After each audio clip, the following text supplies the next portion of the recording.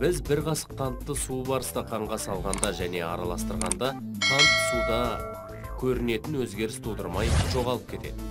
Бірақ біз судың дәмін көрсек, оның тәтті дәмі бар екенін байқаймыз. Қант пен судың осындай қоспасы ертіндінің мысалы болып табылады. Ертінді компоненттері атомдар немесе молекулалар секілді дискретті бөлшектер түрінде болатын біртекті қоспа. Заттар еріген компонент еріткіш деп аталады. Бұл жағдайда су еріткіш, ал қант еріген зат болып табылады. Ертіндінің басқа мысалдарына сірке қышқыл мен судың қоспасы сірке суы және тасты тұз бен судағы басқа тұздардың ерітіндісі болып табылатын теңіз суы жатады. Газдар да сумен ерітінді түзе алады. Газдалған сусын судағы көмір қышқыл газының ерітіндісі. Газдалған сусынды екінші ыдысқа құйғанда еріген көмір қышқыл газының біраз бөлігі газ көпіршіктері түрінде бөлінеді. Ертінділер үш әртүрлі агрегаттық күйде кездеседі. Олары газ, сұйық және қатты күйде болуы мүмкін. Таза ауа оттек пен көмір қышқыл газының азоттағы ерітіндісі. Газдалған су көмір қышқыл газының судағы ерітіндісі. Металл қорытпалар көбіне қатты ерітінділер болып табылады.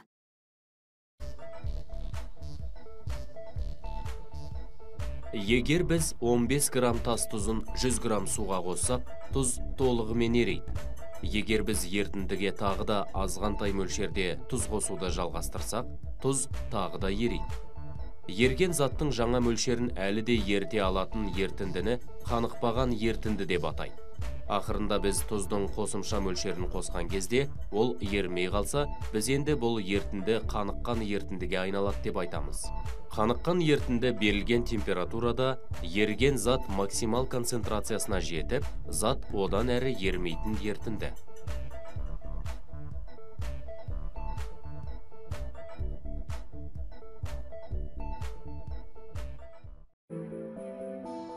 Суы бар бөлек 4 сынауыққа ас тұзы, қант, май және тырнаққа арналған лакты жеке-жеке қосамыз. Қант пен ас тұзы суда ерейді. Май және тырнаққа арналған лакты жеке-жеке қосамыз.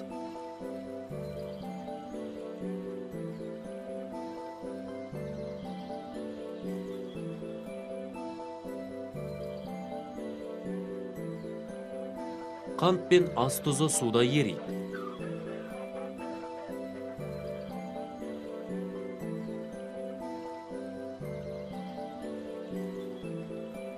Май мен тырнаққа арналған лак суда ермейді.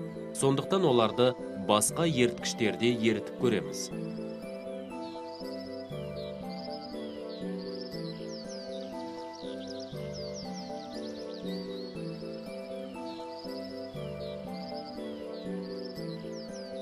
Аз мөлшердегі майды white спиритте, ал аздаған тырнаққа арналған лакты пропанонға, яғни ацетонға қосамыз. Осы кезде зерттелініп отырған заттар ерейді.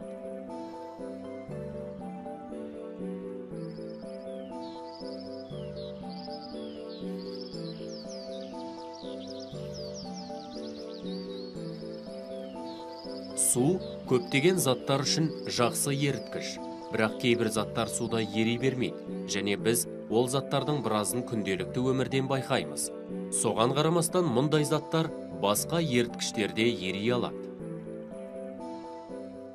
Ерігіштік 100 грамм суда қанша грамм зат еритінін көрсетеді. Қатты заттардың ерігіштігі әдетте температураның өсуімен артады. Ерігіштіктің арту шамасы әртүрлі заттар үшін әрқалай. Мысалы, ас тұзының жағдайында температура көтерілген сайын ерігіштік болмашы ғана артса, калий нитратының ерігіштігі айтарлықтай жылдам өседі. Бірақ газдар кері үрдісті көрсетеді. Олардың ерігіштігі температураның өсуімен азаяды. Біз ертіндіден газды қыздыру арқылы жоя аламыз. Бұл көптеген тылсым құбылыстарды түсіндіреді. Балық жылы суда өледі, себебі ондағы оттектің мөлшері өте аз болады. Жылы газдалған суды немесе шампан бөтелкесін ашқан кезде газ көпіршіктерінің көп мөлшерде бөлінетіні бәрімізге аян. Аталған құбылыс жоғары температурада ерігіштік азайып, сұйықтық бетіне жиналатын көмір қышқыл газының әсерінен қысымның артуына байланысты жүреді.